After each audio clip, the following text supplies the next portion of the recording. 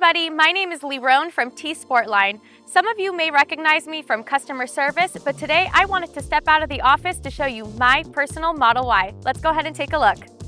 I wanted mine to look different, so I started off with our gloss carbon fiber sport package.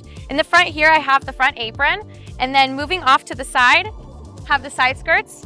And in the back, which is my favorite part, is our rear diffuser. I love our rear diffuser because it really does look exactly like the factory, other than the fact that it's carbon fiber and not plastic, which I think looks way better anyways. And lastly, we have the carbon fiber spoiler. And to take it one step further, because I love carbon fiber, I decided to add our carbon fiber mirror caps and fender camera covers. And if you also love carbon fiber, I feel like these are a really subtle way to just bring that extra pop into your car.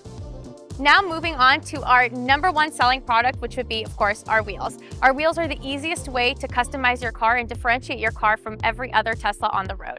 I decided to go with our gloss black TS5s. These are 20-inch with 275 40/20 tires, which are a little bit wider, which I feel give the car a little bit more of an aggressive, sportier look, which goes really well with all the other carbon fiber stuff going on.